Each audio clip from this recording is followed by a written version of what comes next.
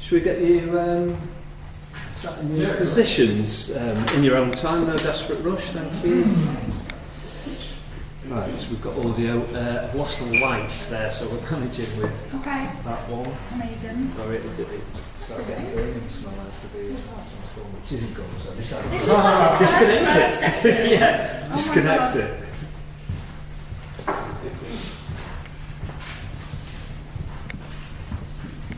Susan's popped your names down on these seats. Got a seat in there. Oh, there's a seat. Oh, it's cool.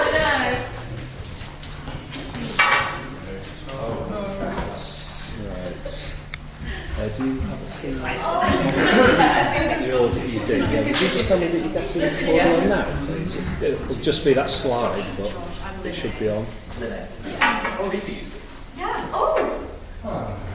Yeah, I'll just keep it through. So now if you forget me, you're just like, I'm going to definitely I just literally I'm knocking this in. I like so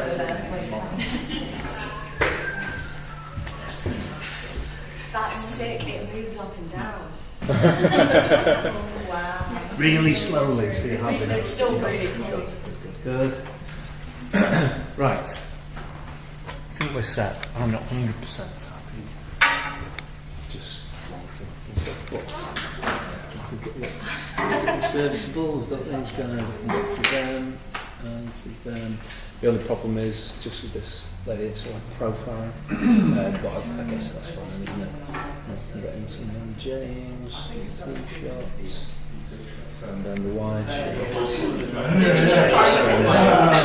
Just everyone, just a little tiny movement on it.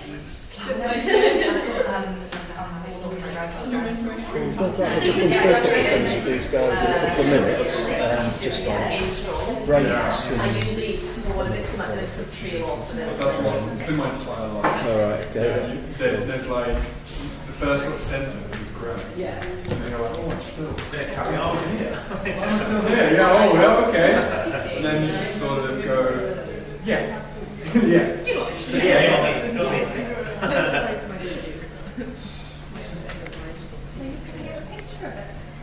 Oh yeah. Read it. Is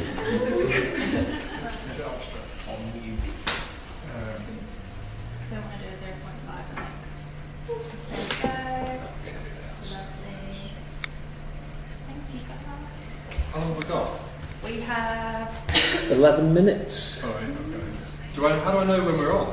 I'm just going to run through a couple of things with you all. You can all listen to this.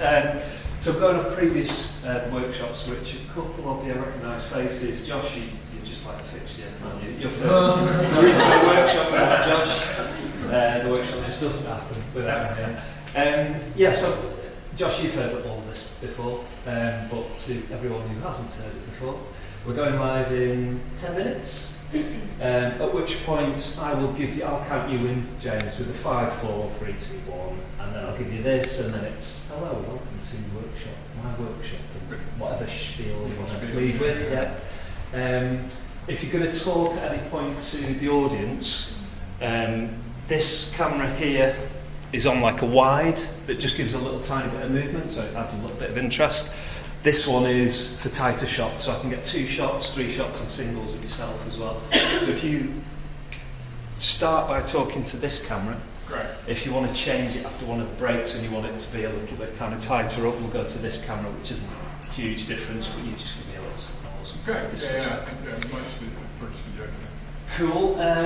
Breaks wise, for tasks or activities, have you got anything planned in? Yes. Are they kind of rough or? Bit rough, Yeah, depending on how long the first bit takes. But I think basically the second half is a bit more break heavy. So Okay. the sort of first half will be maybe 40 minutes of chat and reading, and then exercise 10 minutes, exercise 10 minutes. So if that makes sense. Yeah, cool.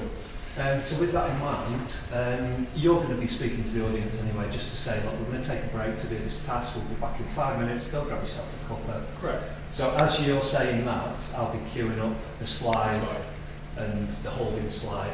And then once you've said, go and get yourself a cuppa, as soon as I am happy that we've got an image on the screen that isn't you guys, I'll give you a thumbs up, say we're clear, and you can go to bathrooms, you can grab drinks, anything like that. Mate.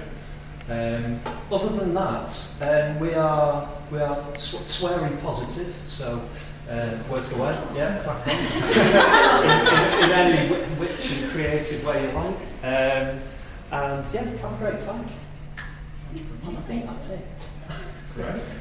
We'll find out a bit, won't we? Have you got anything, Rosie? no, I don't think so. Awesome, thanks very much, everyone. That's my bit. Okay.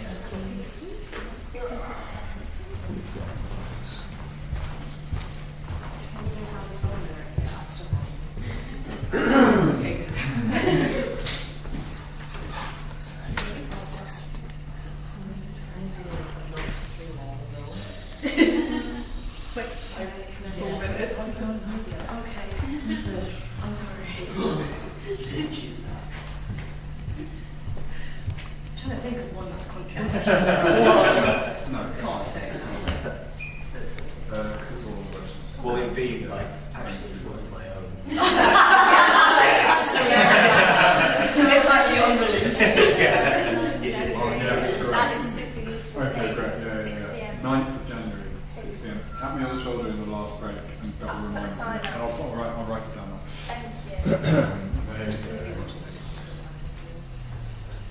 Same at the front end of it as well, James. I'll count you in. I'll say, right, we're going live in 10 seconds, and then I'll go quiet and just give you a 4, 3, 2, 1, give you this, and that's over to you. Brilliant. Okie dokie. Cool. 8 minutes to live, folks. 8 minutes to live.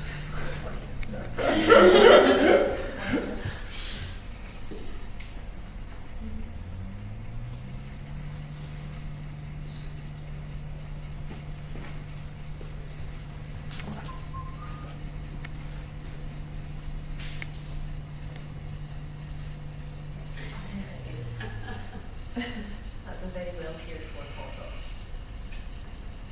It's very happy. Oh. Are you a gardener? And anything else? Yeah. I aspire from day to be. You see pictures of people's flats and they look so cool, all the big farms. But how many did they kill to get? That's what I think, Yeah. yeah. Massacre. Stand on the moon. The mine are all awful. It's very sad. And that's just expensive. They start Really late expensive. for that makes sense. Yeah, literally. Yes, my flat is a cave. Yeah. I love it, but there's no light. You know. Yeah. So I don't blame myself. I love those TikToks when they like put it in the shower and they flip the light on and off and like put the water on it to simulate a thunderstorm in the rain. Yeah. I just think that's really sweet. That is quite cute. I don't know. Maybe someone should do something like that. Like a house what? I think that's what that is. The lake. I am such a very I'm aspiring to be an artist. I only said that because I went to the front part of the Manchester Museum the other week. And I love that. Yeah. I love that. I love trying to find all the lizards. You really can whip you have to walk through all the dead animals to get there. Uh-huh. It's like accident, and then you go to the real frogs and these ones that have been allowed to stay alive and having to live. It's that makes it sad. But they don't even know they're not in the real world. Isn't that the saddest thing though? Sorry, that's a ruin of the Manchester Museum. I saw one lizard with its like it looked like a hammock because his tummy was hanging low, and I was like, I want to eat you. It feels like a start. He doesn't know. It's 5 minutes to live, guys. 5 minutes to live. You know, you can find out because I just keep chatting.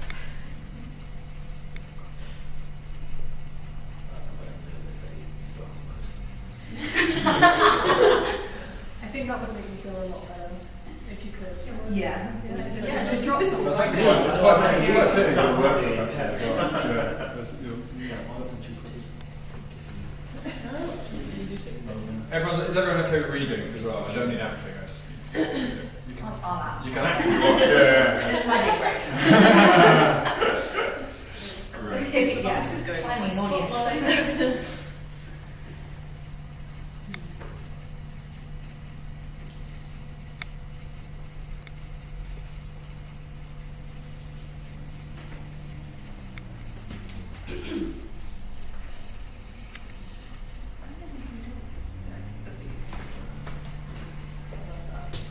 He's a very Joyce in the same seat. You know everything about them. No, no, that's all different seats. Expected. Who's have you done? Who's the compost? Best. Yeah, who's the best? Friday Labour's good. Chris Stokes is really, really good. Friday Labour's amazing. Yeah. That was on 5. That was on 6. That was I've only ever met her once. We were both on the same retreat. It was a very weird place to meet somebody. She read my play and then she knocked on my door at the middle of the night and was like, "That problem with your play, the answer is in the final line." And then she left and she just left into the woods. So I was like, "Thank you, Brian Avery." Yeah. Never saw her again. It was really magical. Yeah, it was kind of amazing. Yeah. I had no idea what she meant. So I don't know whether I fixed it. Yeah. Maybe you dreamt it. Maybe like you had the answer in you. Yeah, totally. Yeah. Fine, you can go. Apparition Yeah. thing. Yeah. Sure, Jane. Yeah, you met Brian.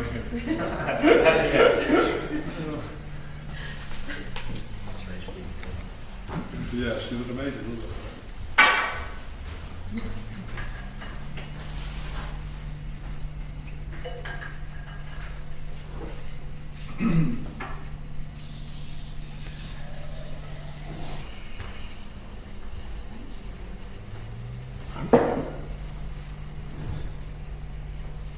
Okay, 2-minute warning. Is this what newscasters do before they go live?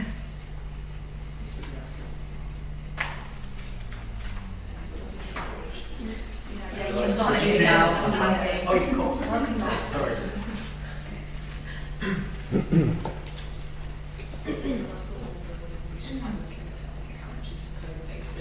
Then no one tells her she's live. Yeah, I swear. Or the middle finger. Yeah. Yes. There's a lot of flags at last in VSE. Yeah, they just She did. She kept her job, didn't she? She didn't really get in trouble. Yeah. Still on. So So good. Well, we are very positive. Yeah, that's good with the abstract stuff. I'm not sure if BBC uses. No.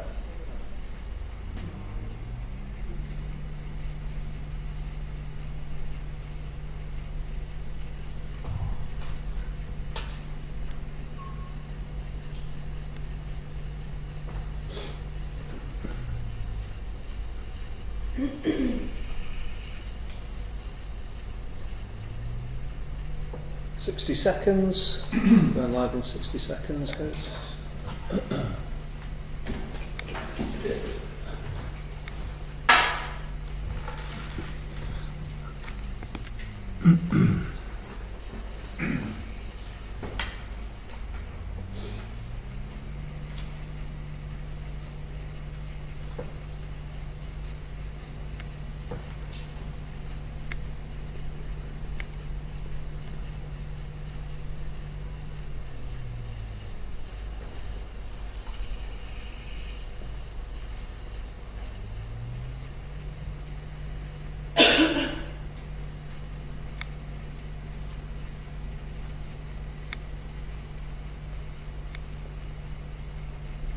Okay, going live in 10, 9, 8, 7, 6, 5, 4.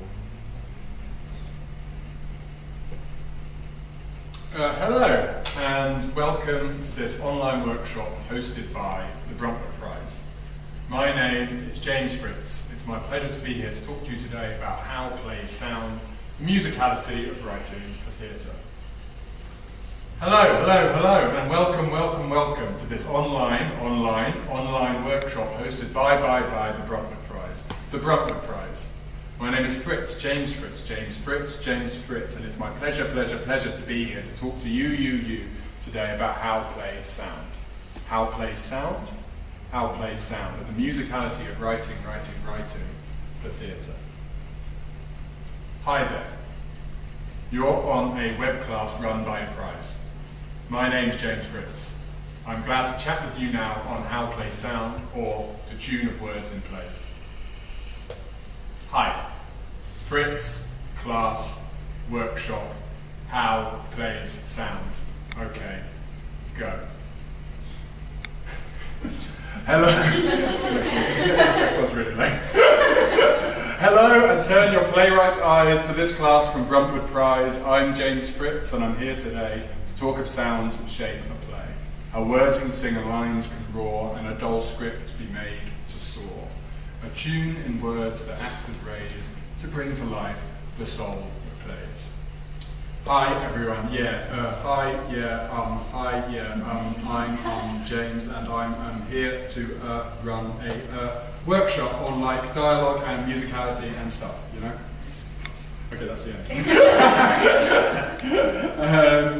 Hello everybody, welcome, lovely to be here, lovely to have you all. Though that was just sort of a silly example of some of the stuff we're going to be talking about today. The first introduction was written relatively dry, mimicking how I might say it off the cuff. The second introduction, you probably guessed, used repetition within the line to emphasise certain words and disrupt the rhythm. The third had the same sentence but used shorter sentences. The fourth introduction, every word, if you notice, was only one syllable long. The fifth, every sentence was only one syllable long. The sixth one was in rhyming verse, which I thought was amazing. And the seventh used filler words like and ah to make me seem nervous and awkward. It's up to you guys to decide which intro is the one that better reflects me. I guess the point of it is, each of those bits of text had the exact same meaning. You know, I introduced myself, I explained what we were all doing here today, I explained who was hosting it, you know, but the feel of each of them was completely different. And it gave different impressions of who I was and different impressions of what the next couple of hours might feel like. And that's why I want to talk to you today, I suppose. I want to talk to you all about what we hear when we watch plays. So much of what we teach about writing, I think, is all about the kind of foundational building blocks, story, action, character, structure, form, these things that kind of give your play their scaffolding. But I often think, and I think in terms of what I've been taught down the years, is where you're often not taught that much and you don't discuss much about sound and the way plays sound and how important a thing that is, I think. I suppose it's important to, when I talk about how plays sound, we're largely talking about dialogue. We're largely talking about the text that you write for performance, to give to performers, to then perform in front of an audience. But you're also talking about the silences in between. You're talking about the way you dictate things like rhythm, cadence, and humour and tempo, and how you do all of that on the page. And we're also going to get into the kind of unanswerable, but I think really magical question, which is why do some lines just feel right? And I think we're all writers. Everyone in this room's a writer. I'm sure you've all felt it. You just know when there's something off, and you just know when something flows. And it's a really, and I think one of the reasons why it's not taught that much is because there aren't easy answers. It's a really fluid idea. What sounds really great to one person doesn't necessarily sound, it's exactly the same as music, doesn't necessarily sound great to another person. But there are little things we can look at, and we're going to look at, I think, that might try and deconstruct some of why that might be. And how maybe we can get into that kind of famous flow where the things coming out, the dialogue coming out, it feels right, it sounds right. That in mind, we should probably all introduce ourselves to everybody at home. So we'll do a quick round of introductions, if that's okay. If everyone could give their name, preferred pronouns, and as an icebreaker, I'd love to hear your favourite song lyric. We'll start at this end, why not? Hi, I'm Rosa, she, her. My favourite song lyric is from one of my all-time favourite songs, Night Shift by the Bakers. Oh yeah, I love that song. And it's titular. You've got a 9 to 5, so I'll take a night shift. And I think she's such an incredible, lyrical lyricist. Poetic. And I just, think it's amazing. Am I right, can you say that again? You've got a 9 to 5, so I'll take the night shift. Amazing. Thanks very much. Hello, I'm Billy. I use they them pronouns. I found this really hard because I'm a lyrics person. The one I'm going to go with is very simple. It's a Tom Waits song. A picture of frame, and the line is just, I'm going to love you till the wheels come off. Which is very sweet. And it became a bit of a family thing now where we sign cards with it and stuff like that. Oh, that's so nice. I'm going to love you till the wheels come off. Thank you. Hello, I'm Shelby. My pronouns are she, her. And my favourite song lyric has to be, I think, some moments last forever, but some flare up with love, love, love. And that's a song by the Mon and it's called Love, Love, Love. Some moments last forever. But some flare up with love, love, love. Some with love, love, love. Good. Thank you very much.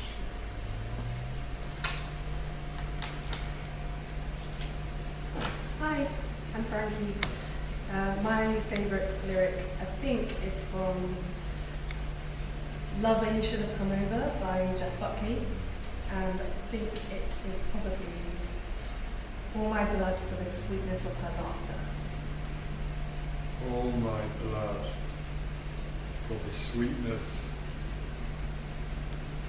of her laughter.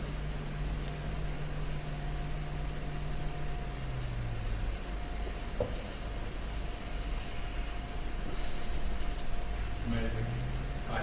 Hi, I'm Lene, they, her, and mine's from a letter to my 13-year-old self by Labor Day, and it's, keep on going with your silly dream, things are prettier than they may seem. Right. It's just so simple.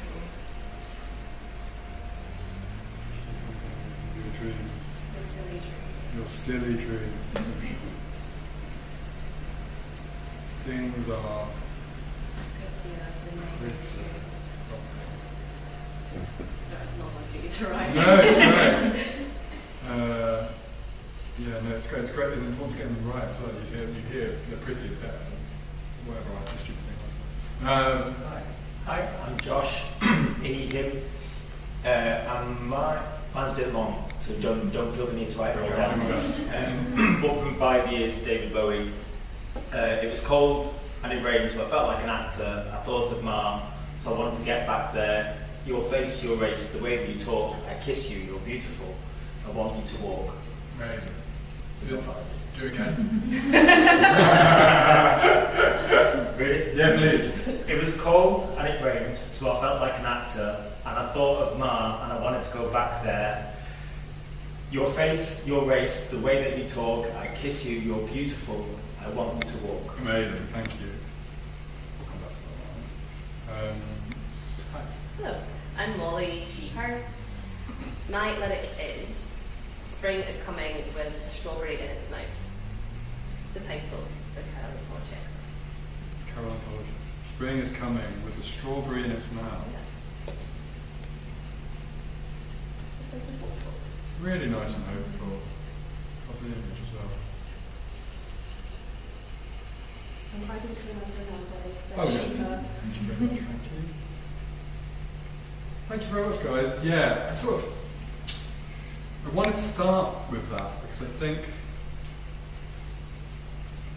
there's something really useful in song lyrics when it comes to us as playwrights, in that lyrics, by their nature, have to have a specificity to them because there are so many elements in play, and we can hear as kind of music listeners since pretty much the day we were born, most of us. We can hear when something's out of time, or doesn't fit, or doesn't chime with the music. And so they can all, you've all provided such a wonderful example of how they're all doing what we do, which is provide imagery and metaphor and story, like so much story and detail, but they're doing it within these kind of constraints, which are really necessary.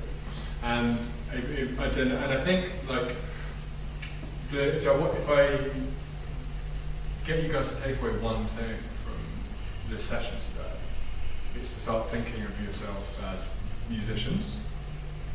And I'm sure some of you are, some of you aren't. I'm a terrible musician. I can't sing. I've never really been able to play an instrument. But I think one of the great misconceptions that people have when they talk about teaching dialogue and they think about writing dialogue, and I'm sure you've all come across this and all had your own journey with this, is that you can get quite hung up on the idea that what you're writing should sound real in some way, should sound or mimic the way that real people talk. And real speech can be fascinating to listen to, it can be so gripping to listen to. But on stage often, not always but often, it quite quickly becomes uninteresting unless it's serving something else. Because when we step into a theatre space, we're all engaging in a metaphor and we're all buying into that metaphor. We go in and we understand that what's going on stage isn't real, but they're pretending that it is, and we're going to let them pretend that it is. And that's a really, really important bargain. And so anything that helps elevate that bargain makes us feel comfortable as an audience. And So dialogue, I suppose, and more broadly text or performance, has never, like, really, in all its thousands upon thousands of years of history, never really been about mimicking the way we all talk. Because we know the way we all talk and we see it every day, and what we want to see is something that feels like the way we all talk, which is a totally different thing. And it's really, really, really interesting. And the best example someone once gave me is, you watch so many things where the courtroom scene is the most dramatic bit of the story. Because of course it is, the stakes are so high. The stakes and the turn of plot and, like, you know, what's on the line, and also you have people who are professionally articulate in the British system. You have barristers who are supposed to be the most articulate people in the world, and they're summing up an argument, which is great for a dramatist, because you can sum up the arguments and you can have these sort of flares of language. But if you actually read court transcripts, or if you go and you sit in at the Old Bailey, it's so boring. It's really boring, and even the sort of best, like, millionaire barristers in the world, it's technical and fudgy, and it's not like, you know, To Kill a Mockingbird. Like, it never is. Like, and so there's a sort of thing there where it's like, okay, but all of the things I just said are totally true. The stakes are incredibly high. There's massive shit on the line for everybody in that room. The revelations are ghastly. Another really good example, and so the getting closer to the truth is about mimicking that, or at least finding the feel of those rooms rather than mimicking them exactly. It's similar. The flip side is, you've heard people give speeches at weddings, and you've been in bits, right? Or you've been laughing your arse off. And if you actually read those speeches, it's not the most poetic language in the world. It's not the funniest thing ever written, but because of the context, it feels like it. And so if you're trying to do that at the end of a rom-com, you couldn't just put, like, the best man speech as written, because everyone would be like, well, that's what he said. That's terrible. And so there's a sort of game you play as writers where you're sort of trying to capture the feel of reality, but you're not actively mimicking reality often. And, like, that goes back to the very beginning of what we do. Like, playwriting has its roots in storytelling. You know, in oral storytelling. You know, there was thousands of years went by before, where we were storytelling before the written word came into play. And often, in most cultures, that element of storytelling came accompanied by music. You know, musicianship, singing. And even as far late as the ancient Greeks, who wrote the kind of plays upon which we now kind of base our modern ideas of comedy and tragedy. But most people who have studied them believe that music and singing were huge parts of those shows, and we just don't know how. We don't know which. You know, like the chorus in the Greek plays would dance and would sing, and these translations that we have now, which have kind of echoed down the years, they've started. You know, there's a very good argument they started as musical scores. And so, I guess this is what I'm talking about, is like, what I'd love you all to start thinking about when you're writing, and maybe some of you are doing this already. I wrote the definition, and I did the lame thing of looking up the definition of music in the dictionary, which is vocal or instrumental sounds combined in such a way as to produce beauty of form, harmony, and expression of emotion. And all you have to do is take out instrumental there, and you could be talking about playwriting, you know. And I think what's been lost is this idea that the two things are the same. But I do think you look closely, and if you really engage with the way your body responds when you're in the theatre, we're all such innate storytellers from birth. that we know, we feel when the tempo is rising, we feel when something is funny. It's a sonic thing. It really is. These things trigger responses in us, and so I think at its basis level, yes, you're telling a story. Yes, you're putting together 3-act structure. Yes, you're coming up with characters in dramatic situations. But at its very basis level, what you're doing is writing a score for performance. And I think once you start thinking like that, it can really free up the way that you write. And I suppose if you think about dialogue as music, then what are your instruments? Do you know what I mean? And it's actors, performers, collaborators. It's the people that pick up your play and go, oh, okay, great. I'm going to say this way. And there's a sort of thing, and you probably all come across it, where you talk about an actor being good with text. A lot of people say, oh yeah, they're a great actor, they come in, they're really good with text, they have a really good first read of a text, they're very good with text in hand. All this sort of stuff, and it's like, what does that actually mean? What does that mean? And I was really thinking about it as I was preparing for this today. It's like, the closest thing I can compare it to is a pianist, musician that can sight read, and sees the score. And it might not be able to give a kind of bravura, standing ovation, concert hall performance of it off the bat, but when they sit down and they play it, the feel of the thing will be right there. And really great actors can do that, but in order to do it, they need cues from us. And do you know what I mean? And so every decision we make about what we put on the page is in some way guiding that performance, and is in some way teaching the person that's picked it up. Oh, okay, this line, the rise and fall needs to be in here, or the stress needs to be on this syllable, or their mind is running away with them, so there's no punctuation here. So the speech goes on and on and on and on and on and on and on and on and on and on and on. And it's all of a sudden, when you start tuning in, you're playing them like an instrument, and they're using their voice like an instrument. And so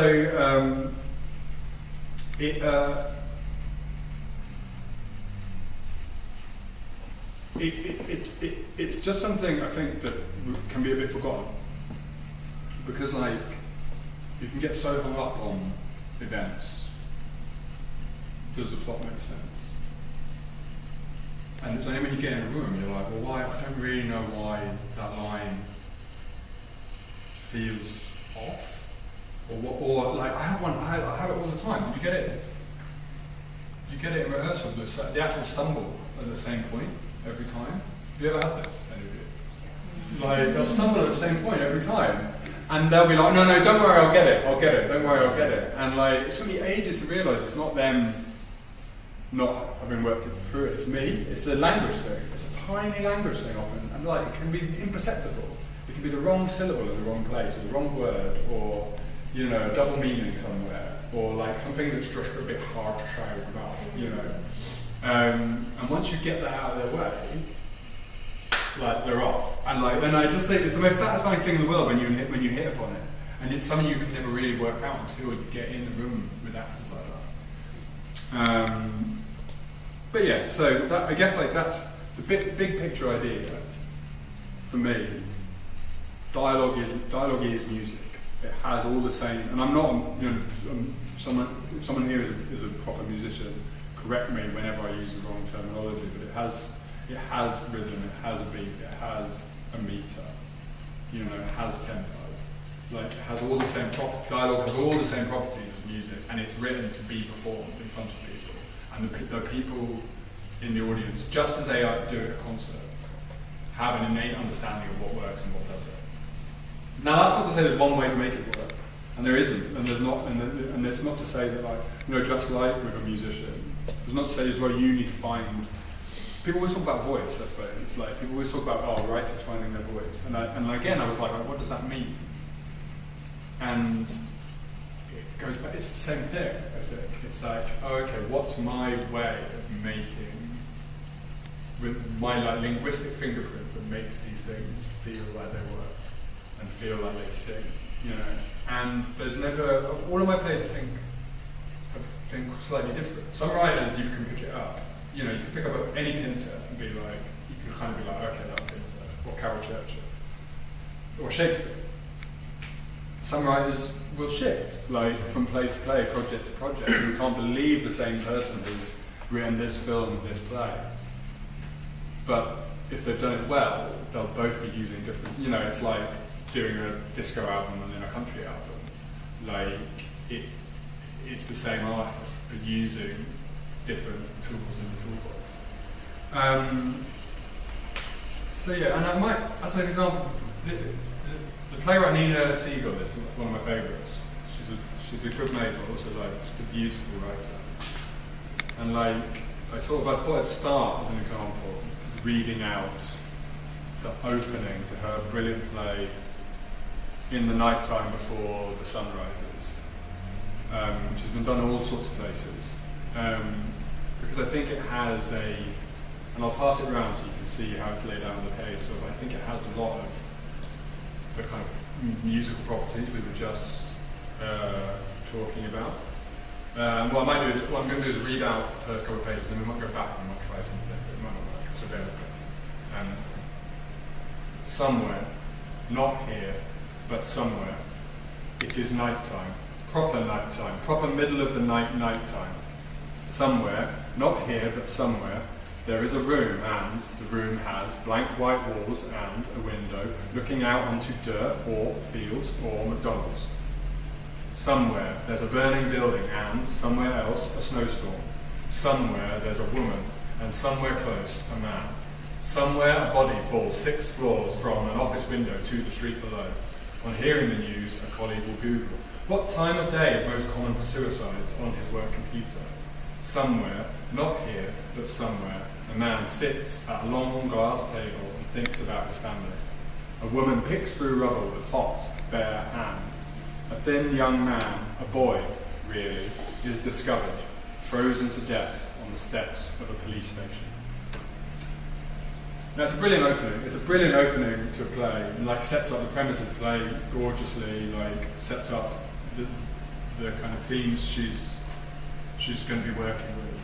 But the reason why I wanted to start with it is it feels kind of incantatory. It feels like it could be written thousands of years ago and be backed by drums and be backed by, you know what I mean? Like it has music in its bones and rhythm, and the way Nina's laid it out.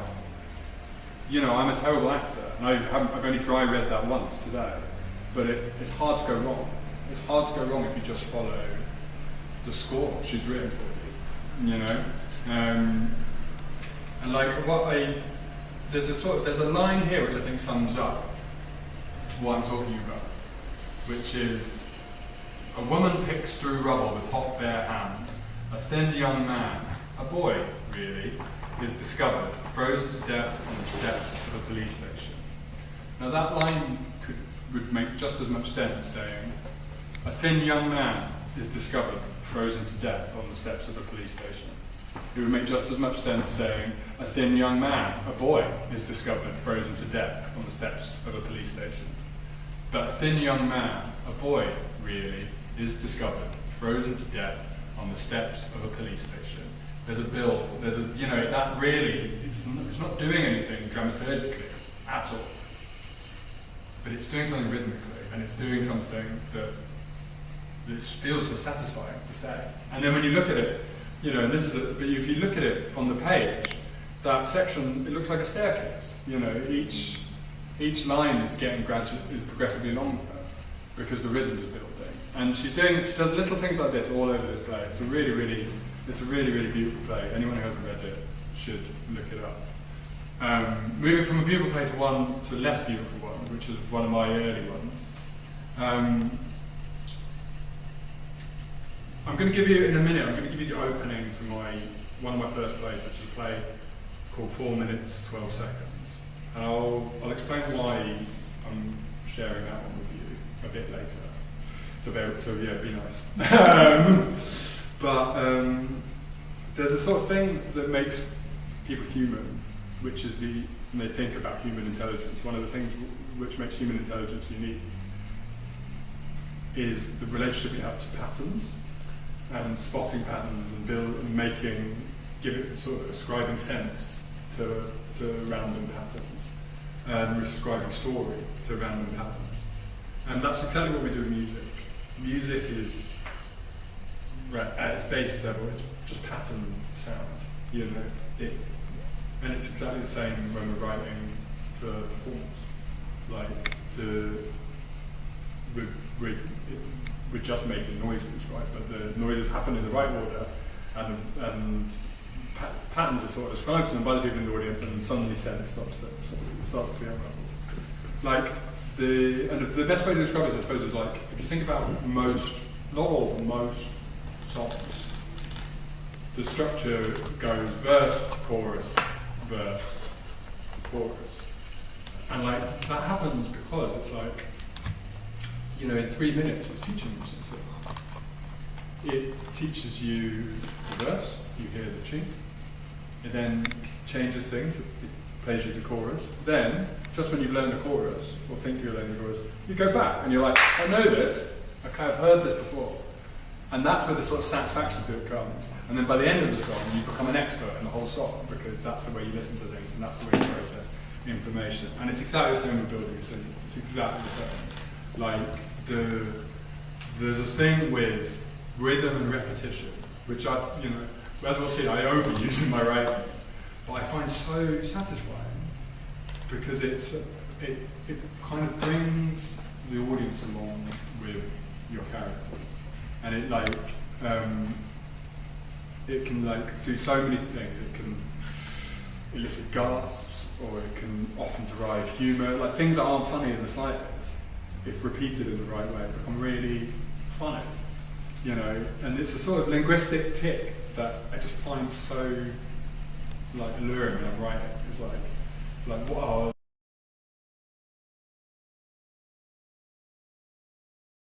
Think about it, and you look, and like most of the plays I've got here, if you look at any one page, you'll often see the same word repeated 3, 4, 5 times, because it's that thing. It feels right. It's like working on like a pentatonic scale. You know, you've only got 5 notes, so you're using those 5 notes in different orders, and all of a sudden, the repetition of those notes and the repetition of phrases becomes really satisfying to listen to. And it's exactly the same. It only works when it's intentional.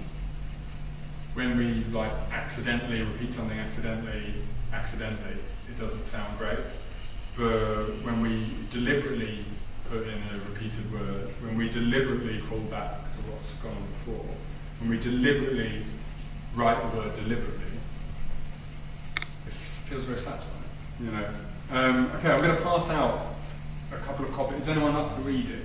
You have to play a married couple from Croydon, but you have to do the accent. Yeah. Great, thank you.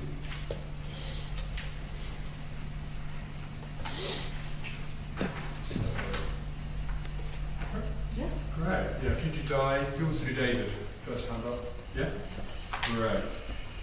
Thank you very much.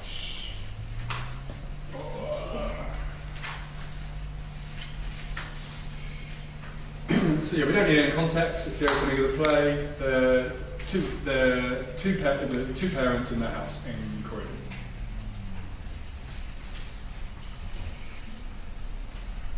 This is Jack's shirt. Yeah, There's blood down it. there is. Blood on his shirt. No flies on you, are there? Where is he? Now, Where is he? in his room. Is he okay? He's fine. There's blood on his shirt. He had a nosebleed. It's a nice shirt. A nosebleed. A nosebleed. No, he didn't. How do you know? He don't get nosebleeds. Well, this time he did. A gusher. Tell me what happened. A gusher. Tell me what happened. Diane. David. Do you really want to do this now? He was jumped by some lads. Oh my god. Coming out of school, nothing serious. He was fighting. Nothing serious. He was He fighting. didn't do anything. He says he didn't know them. Who were He they? says he didn't know them. Some lads from St. Thomas's. Picking on the posh kids. He ain't posh. He wears a blazer. They make him. St. Thomas's don't wear a blazer. And that makes him posh, does it? You know what it's like. He's fine. Bloody nose. Nothing to write home about. Nothing to write home about. Worse things happen at sea. Jack, come here, would you? Leave him. I want to see he's alright. He's embarrassed. Embarrassed? What he's got to be embarrassed about? Well, it's embarrassing, isn't it? You said that to him. No, I would never. We should have called the police. Tomorrow. They attacked a schoolboy. He's hardly a schoolboy. He's 17. From what he says, they were around the same age. It's kid stuff. I don't know. They'll laugh at you. The school then should at least phone school. It didn't happen at school. But, I mean, that was why we sent them there, to get away from this. They want to know they can put measures in. Measures? Up security, send round a letter. Just teenagers, innit? Teenagers fighting teenagers. Happened when we were at school. It'll happen when his kids go to school as well. Circle of life. This ain't Lion King. I know. It's West Croydon. I'm well aware of that. Your son has been attacked. You might not give two shits. I do give two shits. You might not give two shits. I give a lot of shits, but I do. I knew once he got to this age living around here. You can't blame the area. I can blame the area. I can blame the area, and I'm calling that school, and I'm making sure that they do something about it. He's my little boy. I don't care about how old he is. You go again. There I go. There I go. There I go. Where again? Thanks very much. Deliberately ended on that very difficult to say line. That was brilliant. Thank you. Well read, guys. I'd like to go back to the first page again. And if we could hear it, so that one's marked page 2. If we could hear it again, and I want everyone to listen to just have a think about the use of syllables in that first page. This is Jack's shirt. Yeah, There's blood down there. there is. Blood on his shirt. No flies on you, are there? Where is he? Now. Where is he? In his room. Is he okay? He's fine. There's blood on his shirt. He had a nosebleed. It's a nice shirt and nosebleed. Correct. Thank you. What did anyone notice? 100%. Yeah. The first time that there's more than one syllable used is nosebleed, right at the bottom of page 1 of the play. And it's a really interesting thing because it's like the play is a sort of family thriller that starts with quite a small inciting incident and then unravels. And what I wanted to do, consciously or not, is start on a front foot where you're kind of ratcheting up tension. And this is a full disclosure, and I think we'll get to this. Like the reason why I wanted to use this play and not maybe one of my later ones is because I wrote a lot of this on instinct in a way that it's quite hard to get back once you've done it once or twice. But this one sort of, because I was inexperienced and I hadn't really had anything on before, it kind of poured out of me.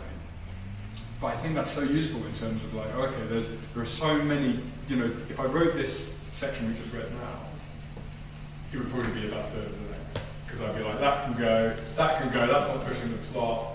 And actually, reading about it's actually such a shame, because there's sort of something very pleasurable about the back and forth. But there's also something great, I think, in that first page of, it's like a machine gun. Like this is Jack's like everything is like bang, bang, bang, bang, bang. And it's like you've got two people here, both embroiled in the same situation, both of whom have the same relationship to this kid that they're talking about, playing ping pong. And it's a duet. And instantly you're like, okay, great, I understand loads about what this play is. Like I understand a bit about their relationship. And they're sort of, as far as anything I've written, they're dual main characters, really. And so this opening scene starts on that premise. And so it lets them sing with each other. They're both singing the same sort of tune. They're both using the same linguistic tools. They're both talking in this quite clipped, monosyllabic manner. And as you said, the first word that breaks that is nosebleed. A nosebleed, and that's the inciting incident. The play's often running. There's something else to notice as well, I think, on that first page. Actually, let's hear it again. And this time I want you to listen to and see what you can note down, as many repeated words as you can. This is Jack's shirt. Yeah. There's blood down it. There is. Blood on his shirt. No flies on you, are there? Where is he? Now. Where is he? In his room. Is he okay? He's fine. There's blood on his shirt. He had a nosebleed. It's a nice shirt. A nosebleed. Amazing. it's quite hard going at that pace. Did anyone manage to get a count on it? There's a lot of blood, shirt, yeah, there's a lot of I've got 4 shirts, 4 he's, 3 bloods, I think, and there's also 2 nosebits at the end. And so there's a sort of, and like, what it does there is, it does that thing I'm talking about. They've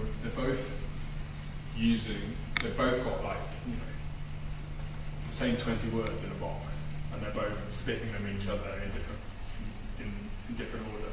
And sometimes the same order, but in a different context. And when you do that, it does create a kind of a duet to the characters. It does allow the audience to see them both as kind of, you know, one entity. You know, like it's like almost, but not quite finishing each other's sentences. Now there's, you know, one of them's pushing back. They're not agreeing, but they're mirroring each other, and they're throwing words that they each spit out back at each other, and it just creates something sonically that I just find so satisfying, and I want to do again. And I'm doing this has been really crap. I'm like, I should do this again. I should try and do this again. But it's a really difficult thing because it became purely because I didn't know what I was doing. I was like, oh, this sounds good. And actually, like when you go on, I mean, I massively overuse it. You know, like the tell me what happened, the gusher. Tell me what happened. Like, you know. They attacked a schoolboy, he's hardly a schoolboy. Embarrassed, what's he got to be embarrassed about? Well, it's embarrassing, isn't it? Like, they're constantly saying the same lines and the same words, like back at each other. There you go again, there I go, where again, is maybe my favourite, also the most difficult one to say. Because all of a sudden it's nonsense. It's like, it's kind of nonsense. And they're kind of unpicking the device that I've been using, which is that it's all vernacular, it's all these like little turns of phrase. And then all of a sudden she's throwing it back in, but she's like, you know, she's asking a question nobody ever asked about that. Does that make sense? Yeah. Great, thank you. Yeah, so, yeah, I think, yeah, we've got time. I'm going to show an even more extreme example of this, which is one of my favourite plays of the last few years. It's an American play called Is God Is, which is sort of mock western, mock revenge thriller, but it has an incredible relationship with language, and like in a similar vein to what I did with 4 minutes 12 seconds, but even more extreme. 4 minutes 12 seconds is about a married couple who start together like this, and the process of the play is gradually moving them apart like this, so that by the last scene, the way they're using language is really different. But in that first scene, it's exactly the same because there's a symbiosis there. Is God Is about 2 twins. 2 identical twins on a revenge hunt. And there's an amazing thing she does where like their lines are all, especially in the early part of the play, are almost indistinguishable from each other. It's like you're watching 2 actors play 2 sides of the same whole. And like there's just a tiny excerpt that in the very first scene that I'd love someone to read. Maybe if you two just read from got a letter with some news in it down to the bottom of the page, if that's all right. Got a letter with some news in it. Big news. Letter from who? From Mama. From who? From Mama. Who, Mama? Our Mama. We got a mama? We do. Great, can you read it again? Got a letter with some news in it. Big news. Letter from who? From Mama. From who? From Mama. Who, Mama? Our Mama. We got a mama? We do. And again, please. Got a letter with some news in it. Big news. Letter from who? From Mama. From who? From Mama. Who, Mama? Our Mama. We got a mama? We do. And twice the speed. Got a letter with some news in it. Big news. Letter from who? From Mama. From who? From Mama. Who, Mama? Our Mama. We got a mama? We do. And again.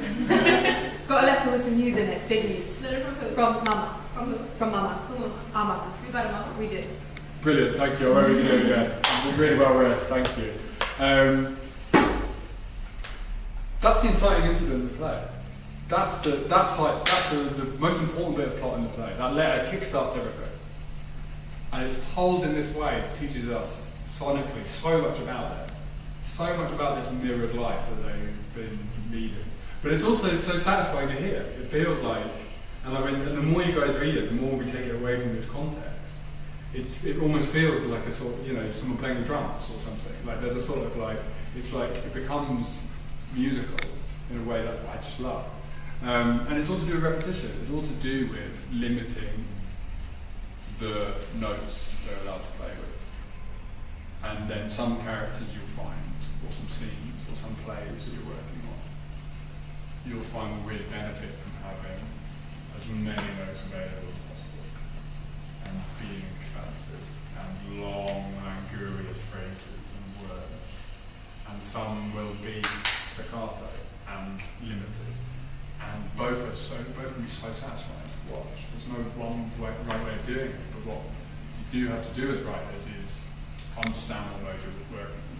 Because instantly we hear, as an audience member, when something's discordant, or when something feels off, or feels like it's there by accident. And you get happy accidents, which are amazing, but like when something feels like it's a wrong note in a song or in a play, it just for an instant takes it out of it. And like, that's just such a pure example, I think, of somebody whittling it down, and just knowing precisely what they want to do with the rhythm of language. But, there are lots of options available to us. There's a sort of, in kind of all types of writing, but it's particularly brought up a lot in poetry, the concept of meter, and we've touched upon it a lot already.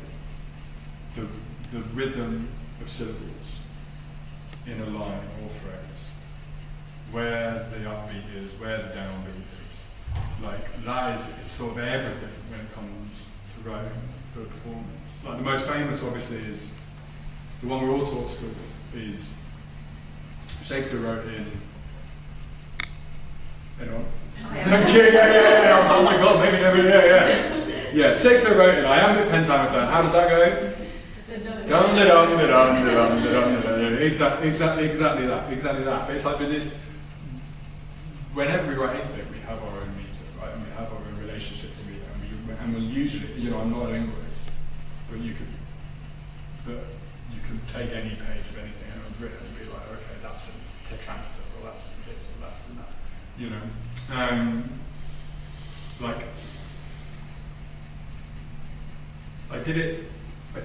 I've already done this once in this thing, so maybe I'm belaboring the point, but we're going to look at the opening 4 minutes, 12 seconds, my play again, if I can find the right bit. Bear with me. And we're going to see what happens when you start fucking around the meter. So what I'd like each to do, maybe, is that the original? Yeah, great. If you guys start, let's read the opening again. This is the opening as it's written in my kind of Dennis Kelly rip-off, staccato, like Croydon-y, back and forth language. So if we can hear the opening again. Have they got the same one? So, yeah. Great. This is Jack's shirt. Yeah. There's blood down there. There is. Blood on his shirt. No flies on you, are there? Where is he? Now, Where is he? in his room. Is he okay? He's fine. There's blood on his shirt. He had a nosebleed. It's a nice shirt. A nosebleed. A nosebleed. No, he didn't. How do you know? You don't get nosebleeds. Well, this time he did. A gusher. Tell me what happened. A gusher. Tell me what happened. Diane, David. do you really want to do this now? Great, thank you. Beautifully read. Yeah, we'll stop there, that's fine.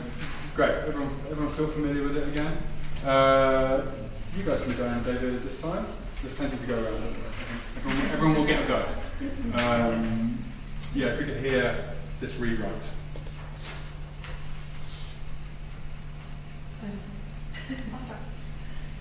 This shirt, it's Jack's. I'm sure it's Jack's. Is it, yeah? That is his shirt, I think, yeah. And look, David, there's blood all over the front of it. Blood. You're right, no doubt about it. There's blood all over it for sure. Blood all over his new shirt. Oh, look. Not a lot gets by you, does it, Diane? No flies on you. In a good way, I mean. Where is he? I haven't seen him all evening now, I come to think of it. I don't know, actually. I think he might be in his room, yeah. How's he doing? Is he okay? Is he hurt? Don't be silly, he's totally fine, no need to worry. There's blood all over his nice new shirt, and I don't know where it came from. I think he said he had, what do you call it? A nosebleed. He said he has a nosebleed. He said that to you on his nice shirt. That's what he said. He said he had a nosebleed. That's what the boy said. He definitely didn't have a nosebleed. I know that much for sure. Thank you very much. Great. So what I did there was I took each line on the first page and I matched it in terms of plot and action, beat for beat. They're talking about the exact same things in each line. But what I did was doubled or trebled the amount of syllables in each line and let them waffle on a bit. Like, how did it feel? How does it feel different? Like, what changed? Like, yeah, I'd love to, like, yeah. It's like a comedy. It doesn't it? Yeah. Yeah. The tension's gone. Yeah, there's a lot less tension, right? They seem a lot more bumbling. Yeah. A lot more like they're stepping on each other's toes a bit. You know, the stakes of the situation feel less urgent, which is maybe fine. You know, and then maybe that's the play it's going to become, or maybe I start dialing it up later. But it definitely, the arse kind of drops out of it, as opposed to the like, this is Jack's shirt. When you're like, fuck, okay, that must be important. Like, I don't know why, but it must be important. Whereas when they're like, oh, I don't know this or that or this or Mia, but you know, like, well, don't you, Diane? But it's like there's a looseness there. We're like relaxing into the play in a way that is really interesting. Okay, this one. Who wants to go next? Should we just go down the line? Great. You guys can be Diane and David with this one.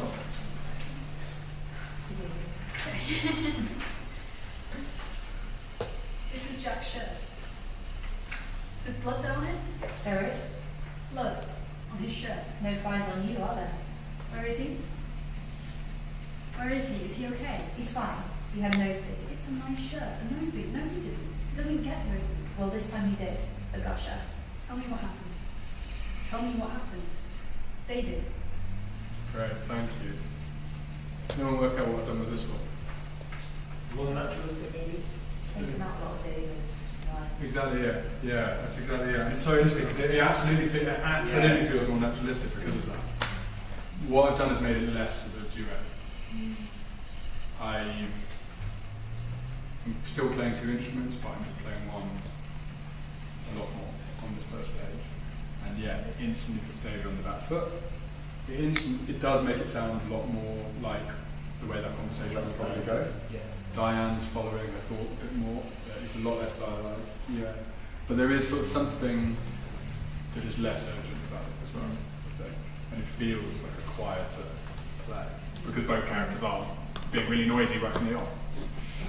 Brilliant, beautifully read. Thank you very much. Great. Actually, this is you two haven't read this together, haven't you? Let's do this one.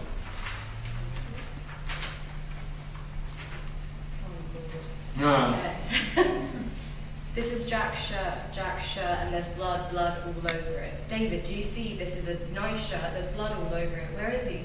How did it happen? Is he hurt? Is he injured? I want to see him. What happened? Tell me what happened. A nosebleed. A nosebleed? He doesn't get nosebleeds. He's never had a nosebleed the whole of his life. The whole of his life, as long as I can remember, I mean.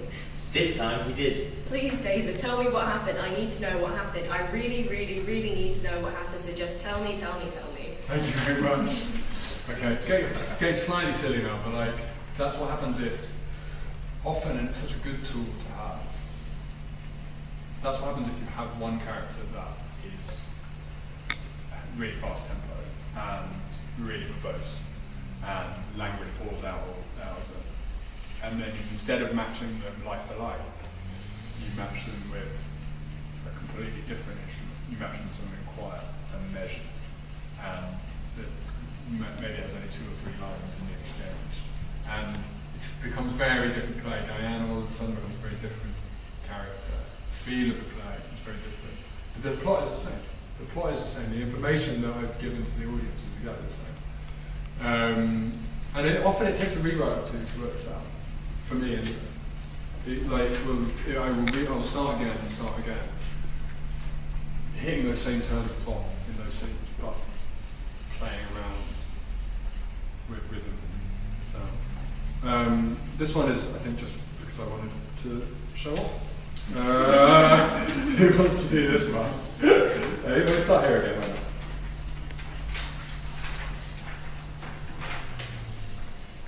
pretty sure that this shirt's one of Jack's. I think, oh yeah, I think you might be right. And look at this, there's blood all down the front. You're right. I know, there's blood all down his shirt.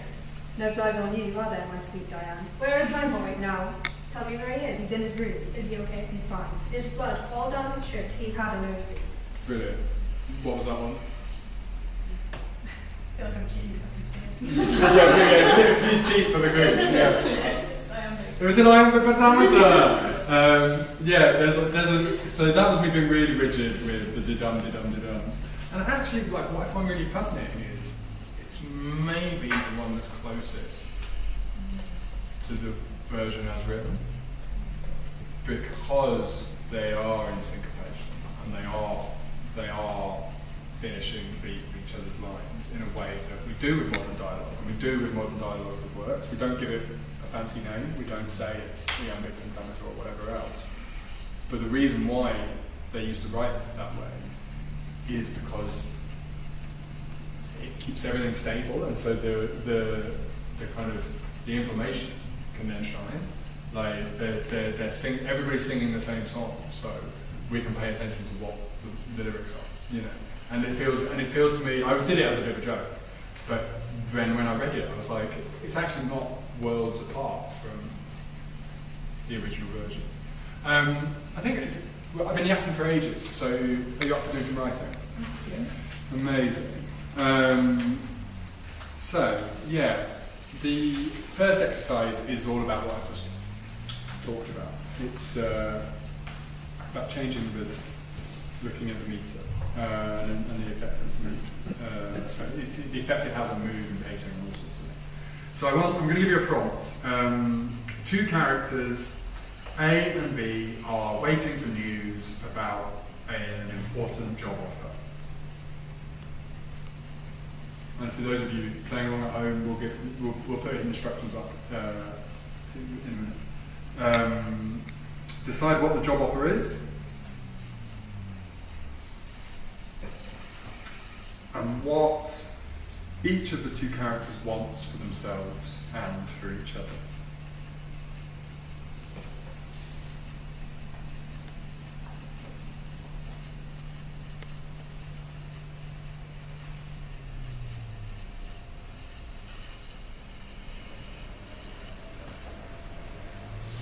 Make a decision. Do either of them get what they want? If not, what's stopping them? And decide what happens at the end of the scene.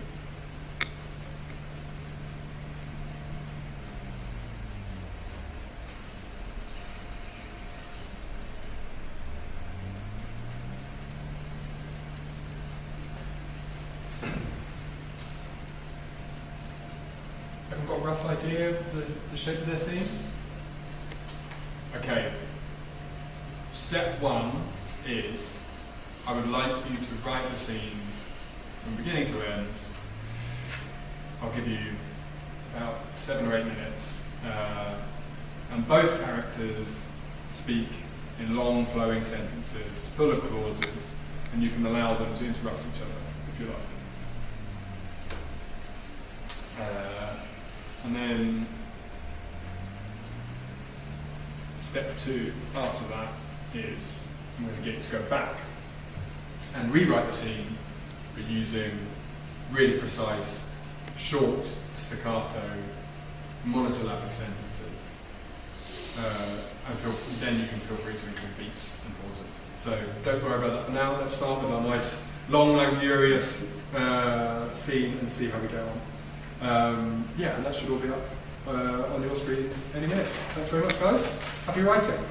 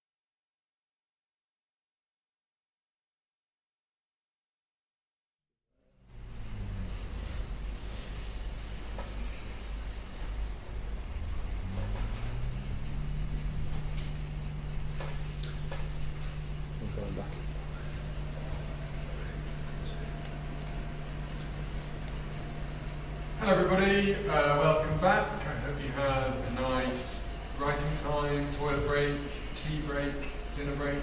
Lovely to have you all back with us at the Bruntwood Prize online workshop talking about how play sound and the musicality of dialogue for theatre. How are you guys? Good writing? Yeah? Fun? Great, yeah. I mean, before I might get one or two of you to share, but how did it feel doing the two scenes back to back? Did you discover anything? Did one feel more fun than the other? Did you like the way around that was? Would you prefer to do one than the other? Yeah. Tell me thoughts and feelings. It's quite useful, didn't the long form, just the exposition, fleshing out what you want to do and how you want to say it, and then doing the kind of one syllable shorter, then you start to work out their relationship, like how their actions are moving through the scene. I don't necessarily feel proud about it, but I think there's like just exploratory exercises that are both really useful. Yeah, I think there's something about it's a sad fact of life, but there is something about having to overwrite that is inevitable. Because it's like someone described it once to me as you need the lump of clay, right? It's so hard to write like the Is God Is super spare but super detailed thing unless you kind of know what you've cut away. Yeah, so I think that's really interesting. I found the first one quite hard just in terms of like I feel like they're like overwriting over points and I was like, they would just interrupt now. Yeah, right, you're forcing them, yeah. I was like, I'm going to say this thing, and it all feels really weird, and whereas the second one just felt so much more like the relationship just felt so much clearer. As a writer, are you naturally more drawn to the sort of short rhythm? Was one more out of your comfort zone than the other? I think so, yeah. I think the longer form kind of. Yeah. It's really interesting. I'd be exactly the same. If I can or can't. Well, often that's not the best thing to do. I've always been the same. And there was like certain lines that were definitely funnier the longer they were. Yeah. And like in a way that was kind of surprising, where it was like, oh, actually, that somebody's being really arsy, and it's fun to have them like draw that out rather than just going for a simple like jab. No, definitely. You can learn. You can learn loads about a character, I think, from the way that they talk and the sort of how long they go on for as well. So often I've cut people because it doesn't make any sense. Then I'm like, I can't miss them. They're not fully themselves. They're not fully themselves anymore. Yeah, so that's great. Anyone else? I think with like objectives, it was easier for me the second time to help mine down into what outcome they actually want. Whereas I felt like the first one, kind of like you said, like I felt like I was getting away from what it was that they actually wanted. Yeah, right. So they were like talking around the subject. Yeah. Interesting one. Yeah, and I think like it goes back to what I was talking about right at the top of the session, which is that it's not our job to mimic a real conversation. Because a real conversation, unless you're incredibly skilled, and even then there's purpose, I think, behind, there are writers like Annie Baker or Robert Holman or Alexander Zeldin who do kind of a hyper-naturalistic dialogue. But then when you read it, it's not. It's still just as crafted. It's just they're just so good at what they're doing that it feels like nothing's going on in the scene. And then as you get to the end of the scene, you realise a whole world's going on. But there is a thing of like, if this scene was happening, and it's a sort of thing we all do, I think, when we first started writing. Well, I used to do it all the time. I'm like, well, I can't just have them be like, so what's this job then? It has to be like, oh, hey Dan, how are you, man? Great to see you. Like, yeah, do you want a Coke? I'm gonna have a Coke. Like, because that's what would happen, right? And it's that same thing people make fun in cinema of people never say goodbye on the phone. But it's because we know they say goodbye as the audience. We don't need to see that. Okay, all right, mate. Yeah. I see. Yeah, we'll catch up soon. I don't need to see that. But it is silly when you look at it. It's silly. Why does everyone just walk out the door? Or why does everyone put the phone down? But it's because it doesn't sound necessary to us. It doesn't sound like. We don't like to share. I know it's awful with these things. Like you write such mad things, but it would be great to hear one example that's contrasted. Please, safe space. Who's going to be? Come on. Oh. Personally, us and everyone on the All right. That's a very good point. All right, we'll No, I'm happy to share. I don't know. If you want something to share. that only if you feel comfortable. Yeah, I've got enough rubbish out there. You and me both, mate. Okay, great. Yeah. Put the long one and the short one. We'll do the long one first, and then we'll hear. Okay, I'll try to read my handwriting. A and B. A. It should have come through, but it hasn't. It's 5 past. Their office will have closed, so no one will be in the office now, and that's that. There's no hope. B. You don't know there's no hope, but even if they have gone home and it hasn't come through for you, it doesn't mean there's no hope. A. Of course it does. If they don't want me, no one does. It's fucking telesales. They get anyone to do telesales, don't they? Or don't they? I apply thinking at least they'll surely have me. B. It's telesales, but it's a gin telesales company. And whilst I'm not trying to drink, think about my hope. A. It came through. What do you know? They close at 6. I can't read the rest, but you get the idea. Yeah, 100%. That's gorgeous. Yeah. And the short one? Short one. A. No hope. B. Of course there is. A. They've gone home. B. So. A. Nothing came through. B. Good. A. Good. B. What about my hope? A. I need the job. B. Well, it doesn't sit good with me. A. I wouldn't sell to you. B. I prefer you at home. A. I've not a choice. B. We're better at home. A. It's come through. B. And A. There's hope. Oh, it's really beautiful. I was going, is it beautiful? At the end I was trying to make it a bit creepy, like B's like, don't get a job, stay at home. Are they a couple? I think so. Yeah. Great. No, I love that. And then, but again, it's like so.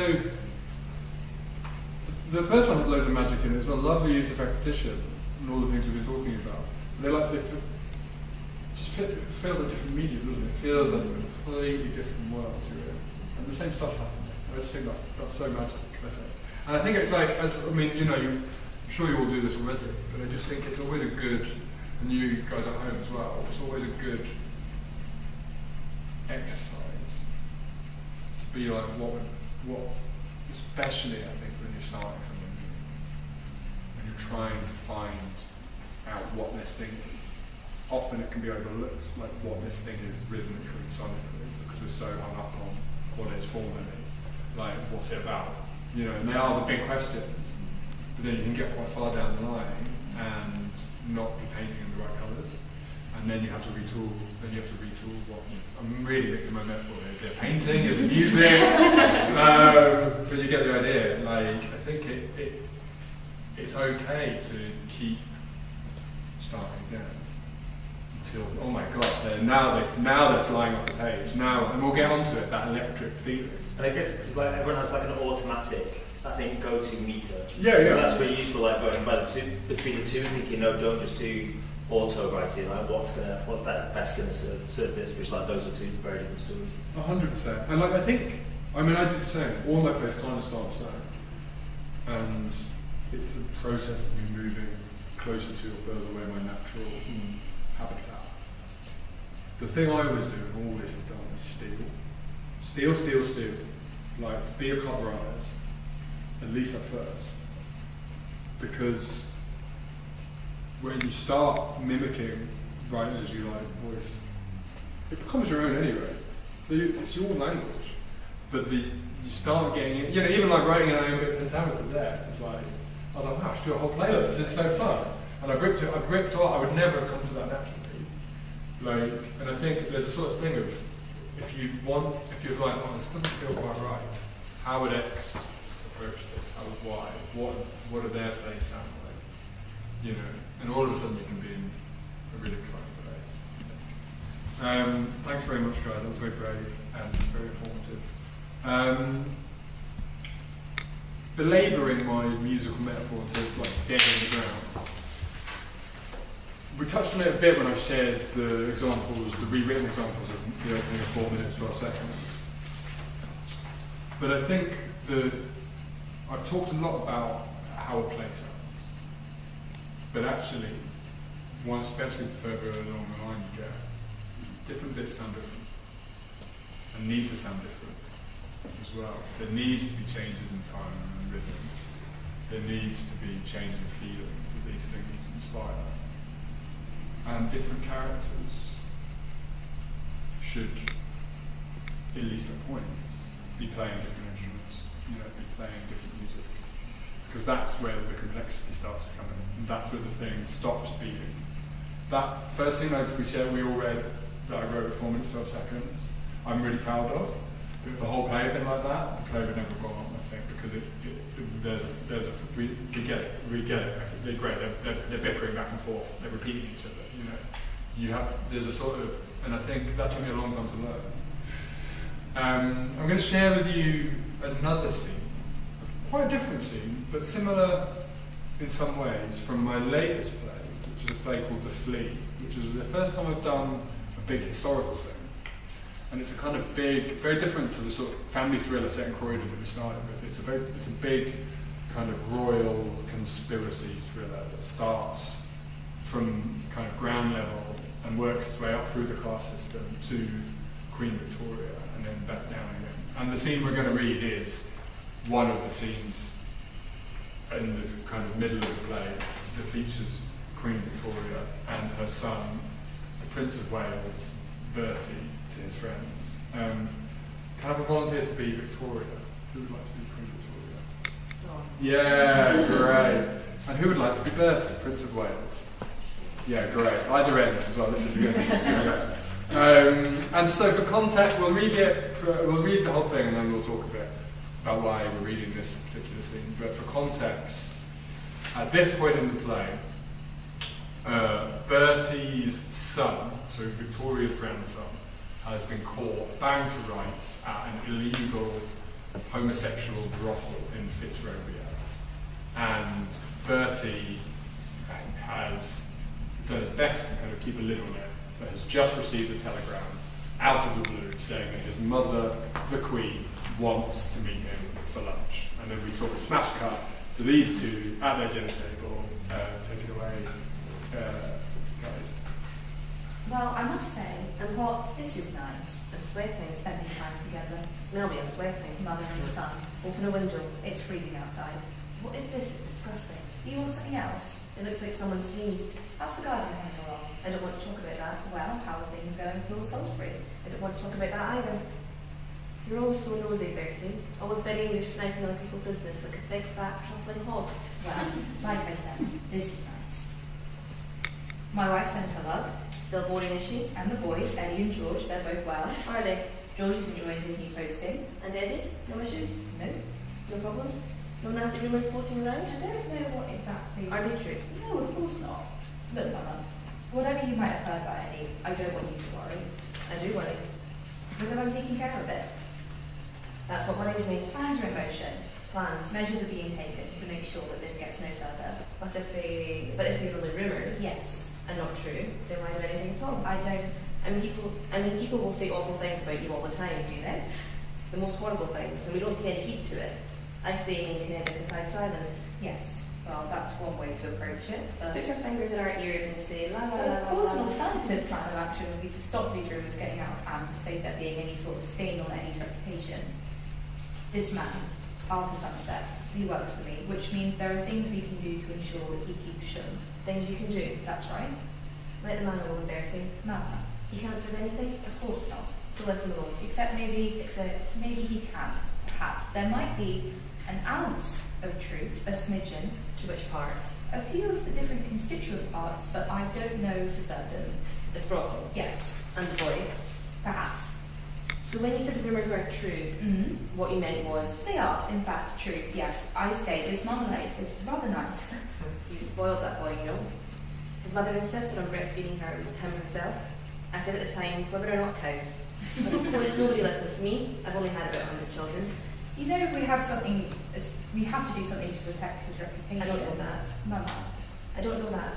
I don't see that we have to do anything actually, because if your son's being foolish enough to behave like this, it's just high spirits. To break the law. Rambunctiousness. The law of this land, then let him deal with the consequences. Very funny. Yes. I'm not laughing. Mummy, come now. This is no joke. The consequences here would mean disgrace, arrest even, prison. Think of the press. If Eddie is arrested, then the scandal it would cause. The boy is just letting off steam, that's all. If you just let me take care of it. No, I'm sorry, Bertie. I can't allow it. You'll destroy his life. You should have thought of that. Don't you have any feeling for your grandson? Alright then. Alright. What about me? What about you? There's a worry. A slight worry that if the police start looking too closely at this Cleveland Street business, if they follow the money, that they might find some suggestion that I may have had some small part to play in setting it up. And more jam. Look, I didn't mean. More jam. Someone came to me and said, wouldn't it be good if Eddie always had somewhere safe and private to go, where the law couldn't, where he wouldn't be. And I thought that sounded like an excellent idea, so I told them to go ahead. And they came to me and they said, we found this chap called Hammond and this house in Fitzrovia, and we need a down payment, and all I was doing was trying to protect him, protect the family. But then a series of unfortunate events, a series of actually quite unlikely coincidences, meant that somehow we found ourselves in this situation, which is just not very fair, but, well, say something, will you? Bertie, I don't see this lightly. But sometimes I wonder whether in all the world there is a mother who is more continually disappointed in her child than I am in you. Do you know, the moment you were born and they first handed you to me, everyone told me how I would be overwhelmed by emotion, connection and love. About how the moment that the doctor passed you to me, I would feel the presence of God. And in the months I was carrying you, I looked forward to that moment every day. But when it came, when they passed you over, I couldn't feel anything. Beautiful. Beautifully read, guys. Thank you very much. Focus on. I wanted to read that one, and we'll look at two different bits, I think, to explore it. There's something going on here where they're both, and Bertie is desperately trying to sing in one key, and Victoria won't let him. Victoria is the most powerful woman in the world. She dictates the rhythm of the conversation. She sort of smashes through like a tractor every time he's trying to get a similar back and forth going that I had in that first example we used from 4 minutes 12 seconds. And when they do repeat each other, it's always on her terms. And so there's something I think really useful about giving people distinct voices and distinct ways of using.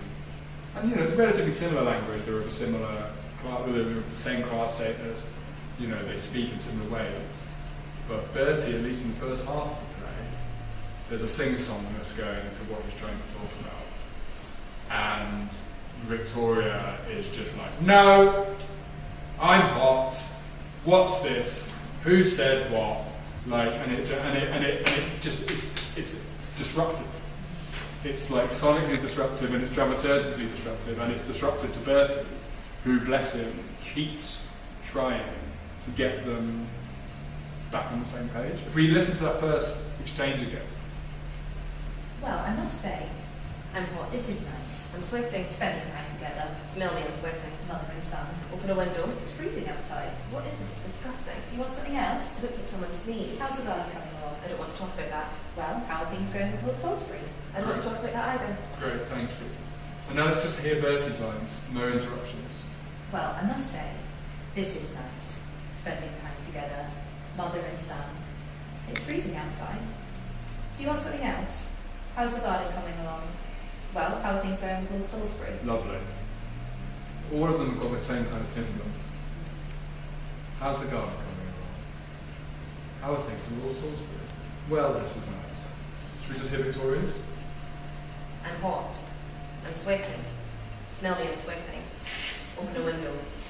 What is this? It's disgusting. It looks like someone sneezed. I don't want to talk about that. I don't want to talk about that either. Great. And it's flat. It's closing the sentence down. It's not da-da-da-da-da-da, it's done. And when you put those two things together, it's really fun. It's really fun because all of a sudden there are two scenes going on at once, and one character is just desperate for there to be one scene going on, but he can't have it. because they're so out of sync and she doesn't like it.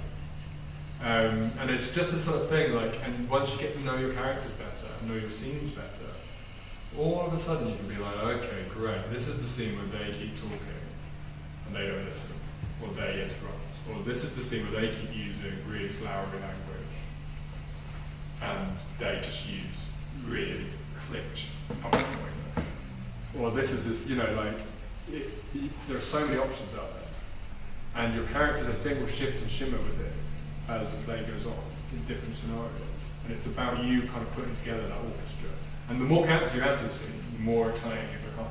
And when you start writing choral work, or you start doing a dinner, you know, 5 people around a dinner table, or 10 people in a room, you're like, okay, this is the voice that always sounds like someone hitting the triangle. This is the bass drum. This is, you know what I mean? And all of a sudden it's like, it starts to make sense, both from character and plot perspective, but from, it feels right.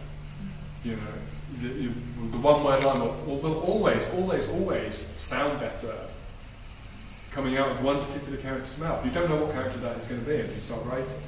But then you do, but then once you have them, it's great. And that one line, that one word can be as powerful, you know. And so it's like, yeah, it's just a lovely thing to start playing with. Like, what happens when they start playing different music, and then they all come together and they all separate out again. Yeah, I think that's clear. I think we'll move on actually to our next exercise, which is along these lines. So the aim of this is to start thinking about the things I've just discussed, which is experimenting with different types of musicality in your dialogue in order to distinguish between characters and create tension or not between them. So the prompt I'm going to give you this time is a classic. 3 siblings, A, B and C, have gathered in the family home to decide what to do with their mother's ashes.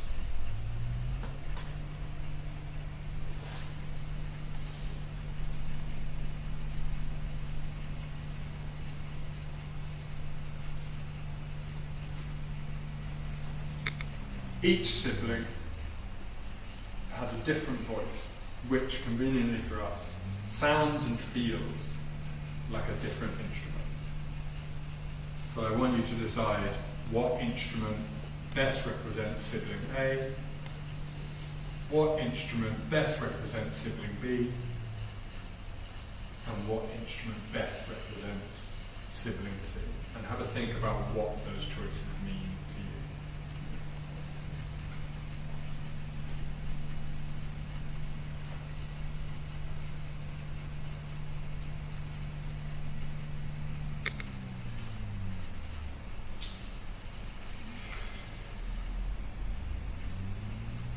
Once you've done that, decide which of your siblings speaks the most,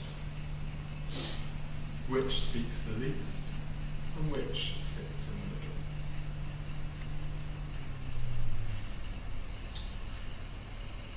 Finally, just to help give you a bit of juice, make a quick decision about what each sibling wants to do with the ashes,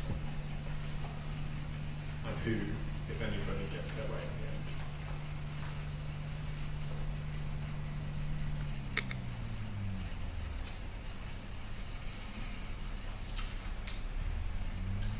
Everyone called the prompt? Great. Now what I want you to do is write the scene between the siblings using the decisions you've made as much as possible. Try as much as you can to hear and imagine each instrument as you write their dialogue. And try and remember that at certain points the instruments are designed to complement each other as they would in a band or an orchestra. So it doesn't all have to be discordant. See how you get on with that. We're going to take 15 minutes if anybody wants to have a break at home. If you finish in good time, start again but change which sibling speaks the most and see what it does. So you can do it in the scene. And that's it. See you all, everybody, in 15 minutes. Thank you.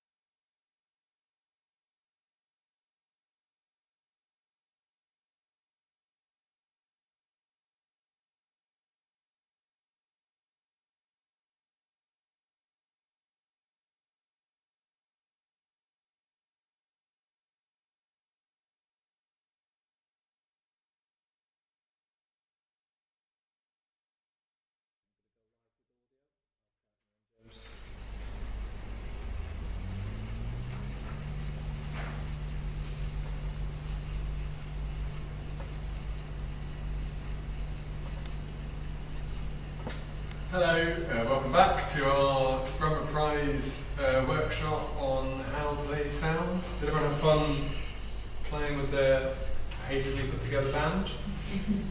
Amazing. We probably won't share these ones unless anyone's desperate to, but what I'd love to hear is what instruments you chose. Like, so what was the makeup of each of your bands? Yeah, maybe if we start at the end and we'll go around. Yeah, what 3 instruments was there? I had a cool double bass trumpet. Amazing. The double bass, saxophone, and a cajon. You know, all those kind of Peruvian drums. Oh, cool. Okay, great. I've got into one recently, so that's what I had to pick it up. I didn't have an instrument for this, but this is just brass. Oh, great. Just getting brass. And then one's violin and one's a flute. I had oboe, piano, and drum. Bass, guitar, and triangle. Oh, great. Trumpet, a harp, and the triangle. Oh, 2 triangles. I had a classic string trio, violin, viola, cello. Amazing. I'd love to hear, so talk to me about the triangles, like how did it affect their interjections or their role in the thing? I think it was always like a slight interjection almost in there. And for me, the character who was the triangle always had the power in the scene, even though they were saying the least, which was fun to play around with. 100%. Often it's the way, right? How about your triangle? It felt like a similar situation. It Amazing. was like often those kind of coming into eccentrics a bit at the end, and there was a really nice note thing kind of at the end like that, and like, I don't know, got the confidence. That's great.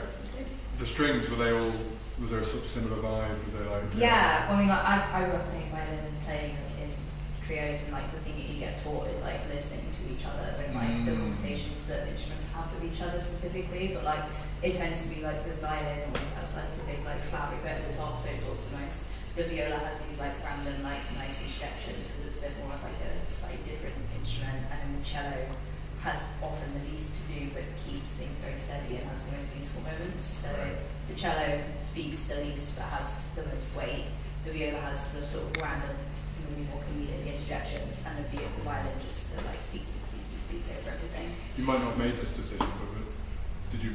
Who was the oldest sibling? Who was the youngest? The violin was the youngest. Brilliant. And the cello was the oldest. Of course, but that makes so much sense, right? Yeah. It's like, yeah, great. Yeah. No, that's really beautiful. Any other discoveries of instrument-led dialogue that anyone made that was fun? I have 2 older sisters, so I'm one of 3. So it's very much me projecting my sisters' relationship onto this. And brass was the oldest for me, but spoke the least. But also when they did speak, it was very impactful. Middle was violin because they just love a chat. And then, sorry, Layla. And the flute was the youngest, which I'm the youngest. And it's just like, they just don't care, and it's very like light and like, Yeah, oh, let's just make yeah. fun of it. Because in my scene, they literally pick up the urn and talk to it because it's their mum and be like, nah, she doesn't look like she'd be a diamond. Like, 'cause they're talking about what to make the ashes into. Amazing. So yeah, just really That's gorgeous. I think, and that's exactly it. And I think like there's a, you know, Dennis Kelly played DNA, where like the first few scenes, one of the main characters doesn't say a word, but he's always there. And then when he talks, it changes the whole play. And I think there's just something about being aware of like what everyone's up to when and how you're bringing them in and how they're fading away. And I just think that's a really fun exercise to kind of get out with. Because also you start discovering characteristics by them as well, and you start thinking of them as these inanimate objects.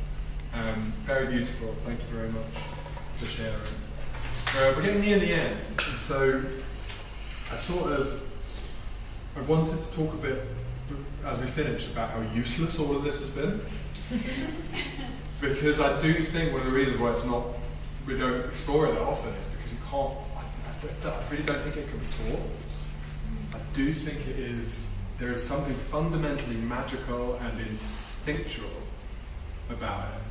And I think the thing I would love everybody to leave here with is starting to learn to listen to those instincts.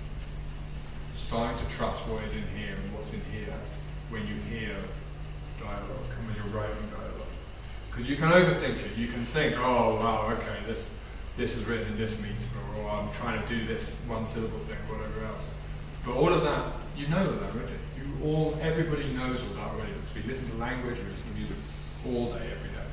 And so the thing that is really, really difficult is to start paying attention to when it sounds off. And only you can know that about your writing. The best way to do that is read a lot out loud, listen to a lot, have people read your work.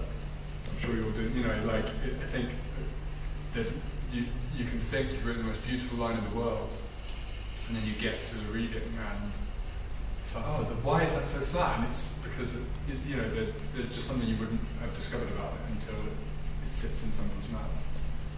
And I think there's a sort of, you know it when you know it. One of the most famous lines in theatre is the end of Streetcar Named Desire.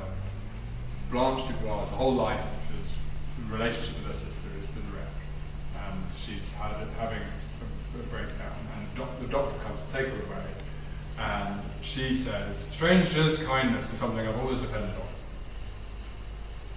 She says, "The kindness of strangers, I have always depended on it." She says, "I have always depended on the kindness of strangers." No, they're all the same line, but only one of them reaches for something else. Only one of them sounds like poetry. I have always, 4 syllables, depended, 3 syllables, on the kindness, 4 syllables, of strangers, 3 syllables. It's a pattern.